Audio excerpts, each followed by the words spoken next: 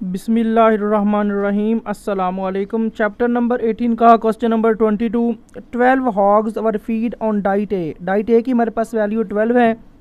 15 on diet B. Diet B की मेरे पास वैल्यू 15 है। The gains in weights for the individual hogs in pounds were as shown. A की मेरे पास वैल्यू 12 है और बी की मेरे पास वैल्यू 15 है। What conclusion may be drawn from this experiment. अब मैं आपको इसके सोल्यूशन की तरफ लेके आता हूँ। फर्स्ट स्टेप में हम लिखेंगे H naught mu A which is equal to mu B, यानी कि हमारे पास ए और बी की वैल्यू थी, इस वजह से हमने म्यू के नीचे ए और बी लिखा है।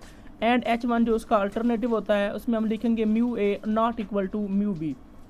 जब हम यहाँ पे नॉट इक्वल टू का साइन यूज़ करेंगे तो वो हमारा टू साइडेड टेस्ट या टू टेल टेस्ट बन जाएगा।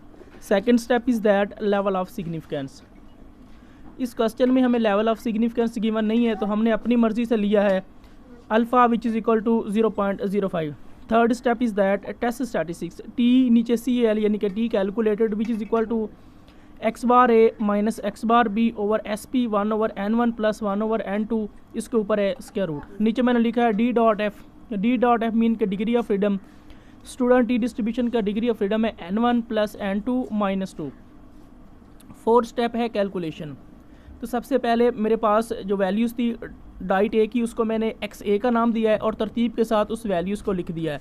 फिर मैंने उसको ऐड किया तो मेरे पास एक्स ए की वैल्यू बन गई 331। उसके बाद नेक्स्ट मैंने कॉलम बनाया है एक्स स्क्वायर ए का। एक्स स्क्वायर ए का मतलब है मैंने एक्स ए की हर वैल्यू का स्क्वायर लेना है, फर्स्ट का, सेकंड का, थर्ड का एंड सो ऑन 12 वैल्यू तक मैंने इसका स्क्वायर लिया है। उसके बाद मैंने इन वैल्यूज़ को ऐड किया तो मेरे पास एक्स स्क्वायर ए की वैल्यू बन गई 9521।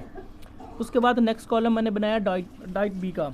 जो मेरे पास बी की वैल्यूज़ थी उसको मैंने एक्स बी का नाम दिया है और नीचे तरतीब के साथ वो 15 वैल्यूज़ को लिख दिया है। इनमें 15 वैल्यूज़ को ऐड करूँगा तो मेरे पास एक्स बी की वैल्यू बन जाएगी 448। नेक्स्ट मैंने कॉलम बनाया एक्स स्क्वायर बी का। एक्स स्क्वायर बी का मतलब है आपने एक्स बी की हर वैल्यू का स्क्वायर लेना है, फर्स्ट का स्क्वायर, सेकंड का, थर्ड का एंड सो ऑन 15 वैल्यू तक आपने इसका स्क्वायर लेना है। उसके बाद आपने इनको ऐड कर देना है तो आपके पास एक्स स्क्वायर बी की वैल्यू बन जाएगी 14874। अब इस फार्मूला में मुझे जो वैल्यूज़ चाहिए वो मैं फाइंड करूँगा। जैसे कि मुझे एक्स बार ए की वैल्यू चाहिए, एक्स बार बी की भी वैल्यू चाहिए, एस पी की भी वैल्यू चाहिए, n1 और n2 की भी वैल्यू चाहिए। पहले मैं आपको n1 और n2 की वैल्यू के बारे में बताऊँगा। आपके पास ये जो एक्स ए की वैल्यू है ये आपकी n1 है। इनको अगर आप काउंट करेंगे यानी कि गिनेंगे तो वो आपके पास 12 बन जाएगी। तो n1 आपका 12 है। इसी तरह n2 की वैल्यू कैसे बनेगी, ये जो आपके पास एक्स बी की वैल्यूज़ है अगर आप इनको काउंट करें तो ये 15 बन जाएगी, तो आपका n2 बन जाएगा 15। अब मैं फाइंड करने जा रहा हूँ एक्स ए की पहले वैल्यू। एक्स बार ए बराबर होता है समेशन एक्स ए ओवर n1। समेशन एक्स ए की मेरे पास वैल्यू है 331, n1 की मेरे पास वैल्यू 12 है। अगर आप 331 को 12 के ऊपर डिवाइड करेंगे तो आपके पास एक्स बार ए की वैल्यू बन जाएगी 27.58। नेक्स्ट मैं फाइंड करने जा रहा हूँ एक्स बार बी बराबर होता है summation X B over n2। अब मेरे पास एक्स बी की वैल्यू है 448, मेरे पास n2 की वैल्यू है 15। अगर मैं 448 को 15 के ऊपर डिवाइड करूंगा तो मेरे पास एक्स बार बी की वैल्यू बन जाएगी 29.87। अब मुझे चाहिए एस पी। तो एस पी को फाइंड करने से पहले मैं एस स्क्वायर पी फाइंड करूंगा, बाद में उसका स्क्वायर ख़त्म कर लूँगा।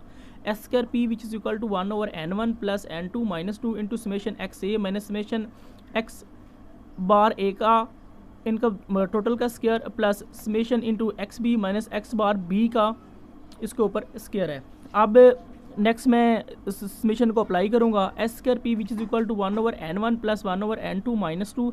समेशन को अप्लाई किया वो बन गया समेशन एक्स ए का स्क्वायर माइनस समेशन ए का square over n1 plus summation को इसके ऊपर अप्लाई किया समेशन एक्स बी का square minus summation X B इसके ऊपर स्क्वायर नीचे n2।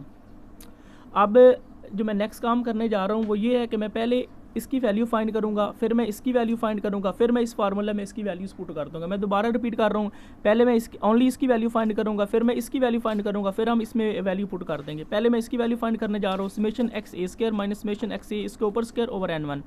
Summation X A square की मेरे पास वैल्यू है 9521 माइनस समेशन एक्स ए के ऊपर स्क्वायर है। समेशन एक्स ए की मेरे पास वैल्यू 331, ऊपर स्क्वायर था तो यहाँ पर मैंने स्क्वायर लगा दिया। नीचे मेरे पास n1 है, उसकी मेरे पास वैल्यू 12 है। अब फर्स्ट वैल्यू सेम रहेगी, फिर माइनस का साइन 331 का स्क्वायर लेंगे तो आपके पास वैल्यू बन जाएगी 109561। नीचे 12 है, फर्स्ट वैल्यू सेम रहेगी, आपने इस वैल्यू को 12 के ऊपर डिवाइड करना है तो आपके पास नेक्स्ट वैल्यू बन जाएगी 9130.08। अब आपने इस वैल्यू में से इस वैल्यू को माइनस करना है तो आपके पास नेक्स्ट वैल्यू बन जाएगी 390.92। ये मेरे पास इसकी वैल्यू आ गई है, यानी कि summation X square A minus summation X A के ऊपर स्क्वायर ओवर n1। इसकी वैल्यू हमने फाइंड कर ली है। अब हमने इसकी वैल्यू फाइंड करनी है।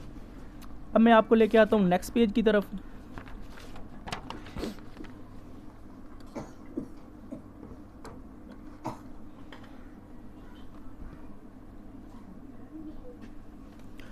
मैंने लिखा है summation X B square minus summation X B के ऊपर square over n1 sorry n2। Summation X square B की मेरे पास वैल्यू है 14874 माइनस समेशन एक्स बी, उसकी मेरे पास वैल्यू है 448।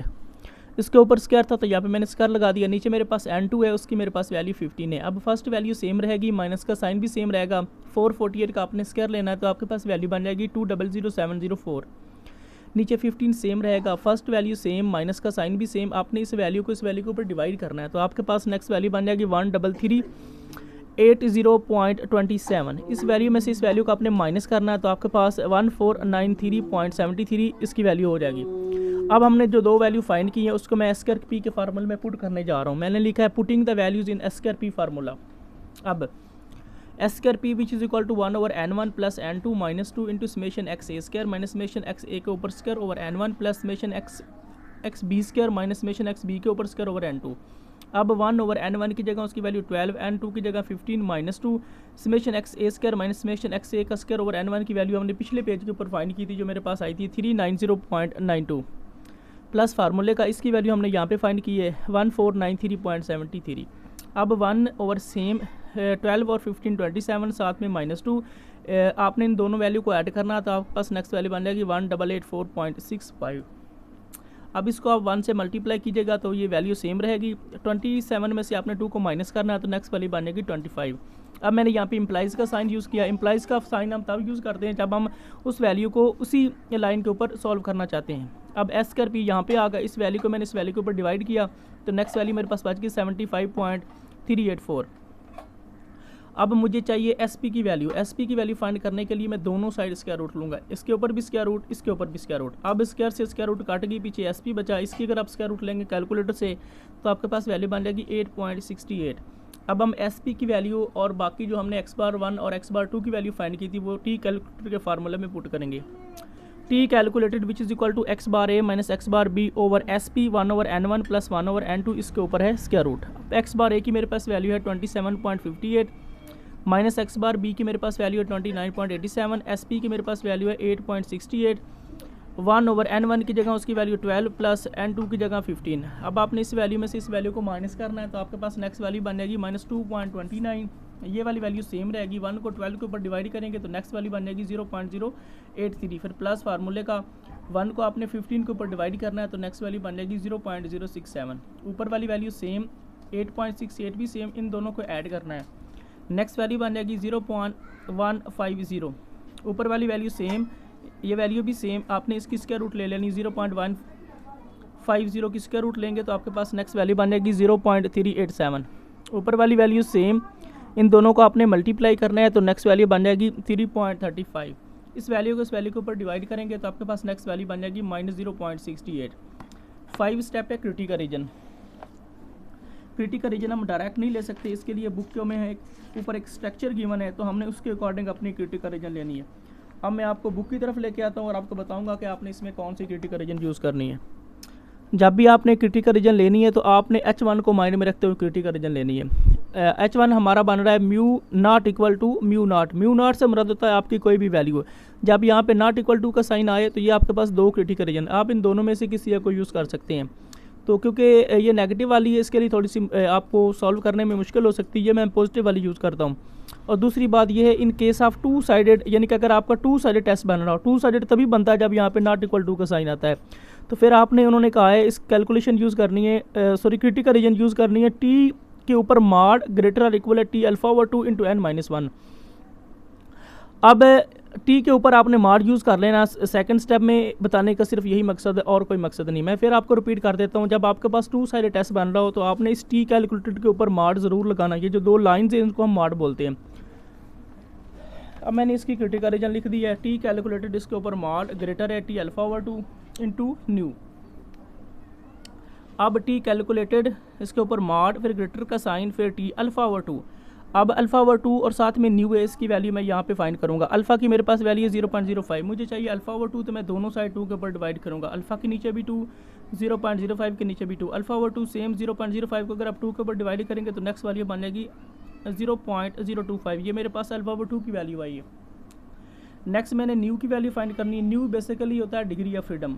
न्यू बराबर होता है n1 plus n2 minus 2। n1 की वैल्यू 15, n1 की वैल्यू 12, n2 की वैल्यू 15, साथ में -2, 12 और 15 27, साथ में -2, 27 में से 2 बाकी 25।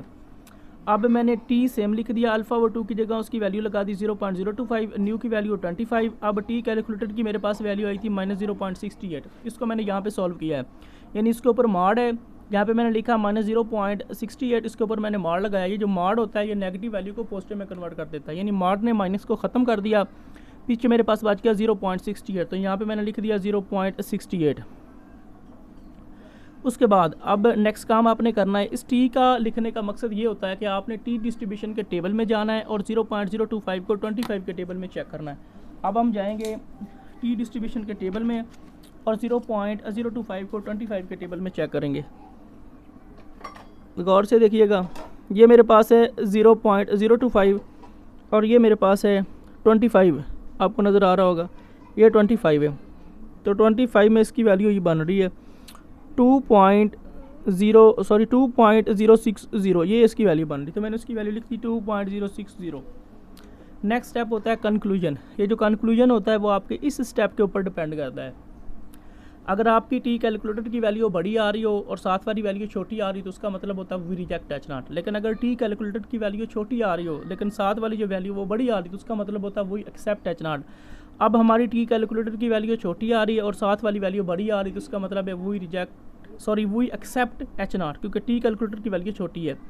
Conclusion, so we accept H naught, हम एच नॉट को एक्सेप्ट करते हैं। उसकी मैंने रीज़न भी लिखी है, because the value of T calculated mod, मेरे पास जो टी कैलकुलेटेड मॉड की वैल्यू आई है is less than T alpha over 2 into nu, वो T alpha over 2 into nu की इस वैल्यू से छोटी आई है, इस वजह से हम इसको एक्सेप्ट करते हैं।